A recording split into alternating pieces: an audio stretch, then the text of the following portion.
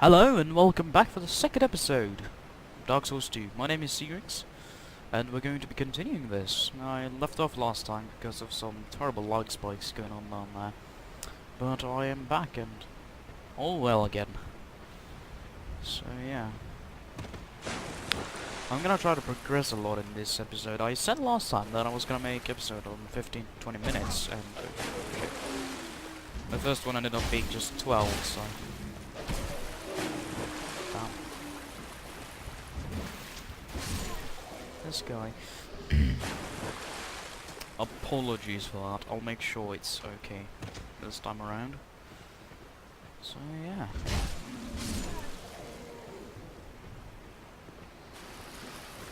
And hopefully it... there we go. Hopefully it's not too bad.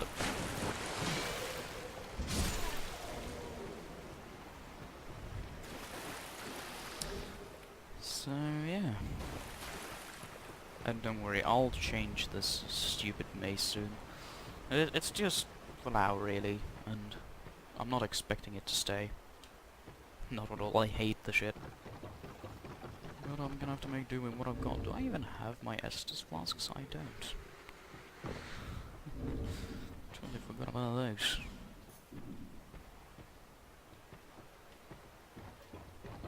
Okay, sir, I heard one of them aggroed on me, but I guess not.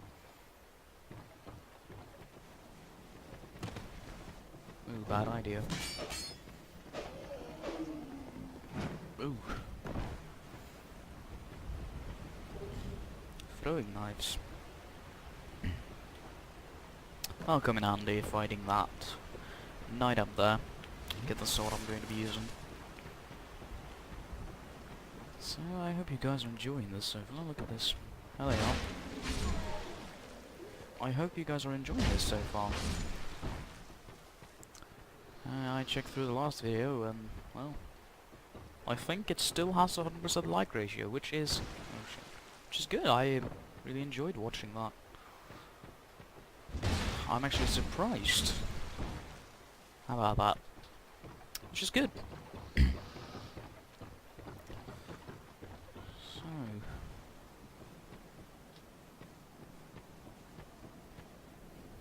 don't worry about that, I'll skip that. You didn't miss anything. I just climbed up the ladder and walked over there.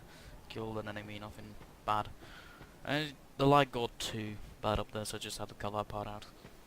But now, we're actually going to get rid of this guy here with a pretty cheap tactic. You get those throwing knives and you just chuck them at him.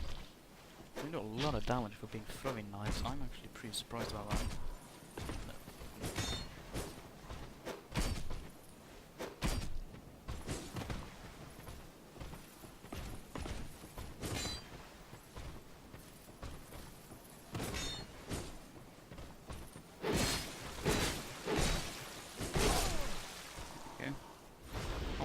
Got hit in there.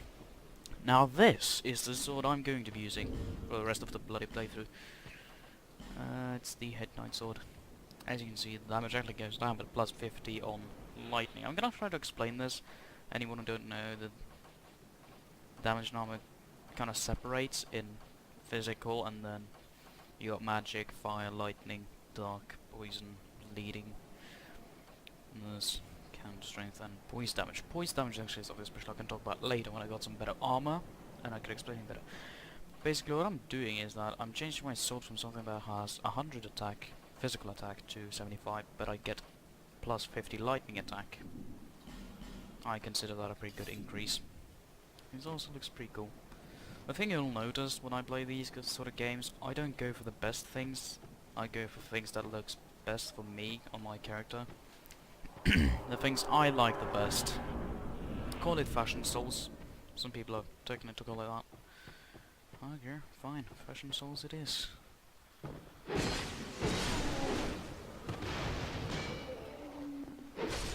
yeah.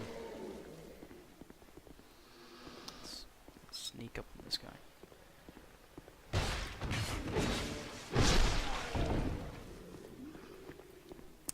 So there is actually, I'm actually some kind of surprised because of this.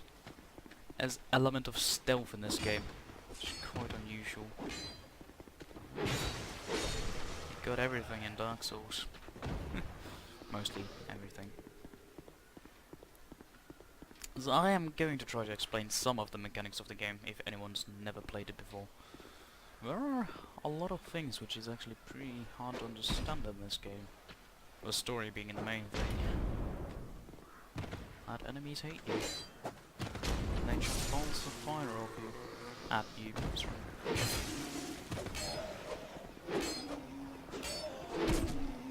Never mind then.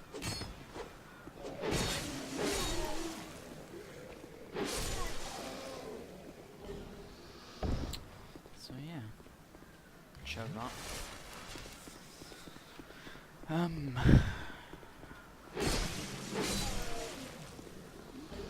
But if there's anything you're interested to know, I am pretty known about this game, I can say that much. So if there's anything anyone out there really want to know about this game, how can I say this, story-wise, context-wise, just anything really, I can try to answer as best as I can.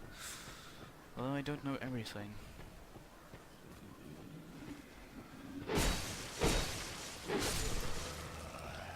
But what I'm going to be showing in this playthrough is a pretty handy way of getting a pretty good weapon at the start of the game. You can literally get a +10 as early as 150 soul memory. And if you don't know what that is, I can actually explain that pretty quick. Soul memory, you can see it here. Soul memory, it's basically the amount of souls I've collected. I got 5,300 each of those, which you can also see on the bottom there. Which is all the souls I've collected. Now, souls are used for a lot of things: upgrading weapons, repairing weapons, leveling up, buying things. You can actually see one of the first merchants in the game here. And yeah, summon sign. Jeremy. Okay. So yeah, I can summon this guy, but yeah, there's more over there. These are basically co-op things. You can summon people and play with them. Oh, come now, help an old woman and buy something. And some people actually requested me not to skip dialogue in cutscenes, so I will apologize for doing that on the first episode. I'll try not to do it. It's just I played through this game so many times, it's become a natural thing for me just to skip it, because I'm not really used to having someone else watch it. So as you can see here, this is actually a key I'm going to be needing. I'm going to be buying that. And yeah, I'm gonna light it but not the rest of it yet. There's actually something pretty important up here, which you don't want to miss if you're playing this game. Keep hearing those summon signs there. It's this door. As you can see, it is locked, and there's actually no key to unlock it. It's pretty simple. Not that. You just smash it down. You're in. There's a lot of barrels. A lot of barrels in a chest.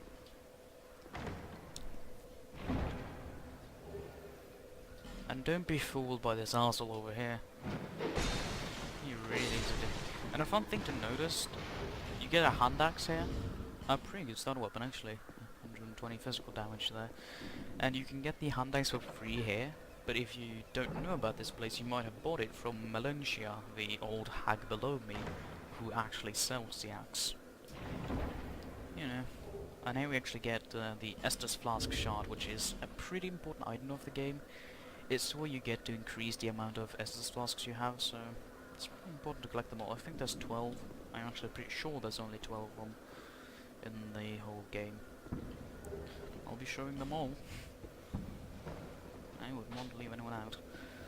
So yeah. Dialogue. My name is Melentia. You're a stranger to this land. Always get to strangers these days. Everybody's gone and run off. Dranglake's been a pile of rubble since the war fought long, long ago. And the giants crossed the sea. Seemed like the battles would never end. Poor folk like myself have nary a place to sleep.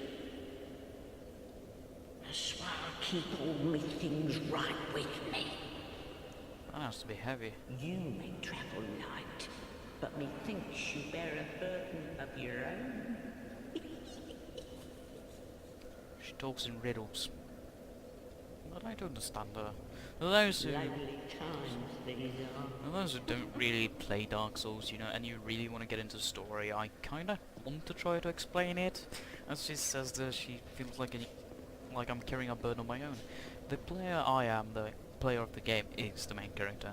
He has this undead curse that he can't die, and really what your objective in this game, as hard as it is to try to understand, is to light all the bonfires and really just end the curse by getting to the end. And I'm not gonna spoil anything, so yeah, you'll be seeing a lot of bonfires now. Let's keep talking to it. But they say these trees grew from the remains of the giants. From each carcass sprouted new life growing into what you see now. But you know what they also say? Don't believe what an old hag says. True that. It's high time that I pick up a move. I've a bargain for you next time we meet, my love. I don't like the fact that she's calling me my love. That's kind of disturbing. It's high of a bargain. She just repeats that. You actually... There's a new thing they implemented in Dark Souls 2 that if you buy a lot of things with merchants and talk to them, they give you free shit. It's about 5 to 10,000 souls you need to spend to get a ring, I think, with her. And also if you exhaust the dialogue, she says she's gonna pack up and move. She actually is moving back to Majula, which is she's the main hub, you could call, of this game. It's where all the NPCs meet up. It's where everyone is there to be talked to. So I will be doing that later for anyone who is interested. And there's always those who don't want to play the game because it's hard or something like that, but they really want to understand the story, but because the story to this game is actually pretty deep, and you need to dig a lot to get at the hidden stuff. Is that here to see however? Upgrade my shots. This is actually where you level up. Usually in Dark Souls 1 you used to level up by the bonfires, but now you need to go to the Emerald Herald to do that. So, but I will not be doing that yet. I've got something I want to spend my souls on. And the key I bought... Let's just... I hate when those are not being used. The key I got is used to open Lennegrast's smithy. Ah, yes, very good. Though I haven't talked to him Now I before, can so get he to doesn't work. tell me that the key is missing. Although he could But first, easily climb in the let me set windows. up. Come. Ah, yes. Now, but Now the thing about it, if you want him to actually get in there, you need to rest at a bonfire to like... I don't know how to explain it. It resets their positioning, sometimes they move like he just did now. There's also a guy there we need to go talk to. And if... Actually, I want to show this now, after I'm done here. There's a pretty cool NPC in this game too. But this is generally your blacksmith. you, the name, and you Oh are? shit. Ah, As you can see, he's another pretty old. useless traveller. A man ought to labour with his feet planted firmly in the earth. Not roam around like you flirtatious vagabonds. Oh, what does it matter? Go on, show me what you've got. Your equipment. Let me have a look. But do it quick. Interesting how his mouth don't move. A lot of NPCs don't have that in Dark Souls. I think actually the only one I know of is, I believe, the Emerald Herald and the blacksmith from Dark Souls 1 in Darkwood Basin. Yeah, this is basically you buy the weapons and arrows. You can repair and reinforce your stuff, which I actually am going to do with my sword by that Titanite shard I found, and we will be finding more of those. I'll be around. And another reason to open up this is so you can get the free bow. Sadly there's no arrows, you need to buy those. Well, you can find some of them. Let's go over here. And that's the armourer. He doesn't say much, so I'm not gonna go talk to him yet, as I really need it. But in here, yes, there's a cat. Pretty interesting cat. Got blue eyes. Actually, binoculars. Look at that kitty. Now there's something special about her. Oh, undead are we? And one without much time remaining. Just about ready to fall apart, I'd say. Not exactly the time to be chatting with a cat. No, not really. Well, suit yourself. Oh yes, you may call me Shalqua. Enchanté. So, what did you want anyway? Ooh, you smell wonderful. Everything is so creepy in this game. This is your... I like your name is Sweet. Sweet Shalqua. This is where you can buy some stuff. There's a lot of rings, pretty important rings as well, like this and that. I'll explain more about that when we get there. She sells your jewel horned bones, luring skulls. Not really anything I need right now. But the thing about her, you can check your covenant stats. Now this is something that's been in Dark Souls and I think Demon Souls. I'm actually not pretty sure about that, but it's been in Dark Souls 1 too. It's basically Nothing you join. Well, that's dismaying. Excuse me. You basically join a covenant, and the covenant has an objective. And when you finish those objectives, you get rewards, and you can rank up in the objectives. So that's where you basically can see where your rank is. There's one up there, which I'm not even going to go close to. It's the Champions Covenant. It's basically if you want a harder time playing this game, because it amps the difficulty, it makes enemies harder, it makes enemies hit you harder. And most of that. Anything else I'm not really sure about. Let's start with this guy. He's pretty interesting. Though I do not remember his name. But yes, this is for everyone who's very interested in the lore. And this thing is interesting. Now, the cat, when we're on the topic, I've never figured out what her story is. I've tried, but it's impossible nearly, because she never talks about herself, and well, I don't think she does anyway. It never says anything about her anywhere, but there's this thing here, which I do not know. Oh! What?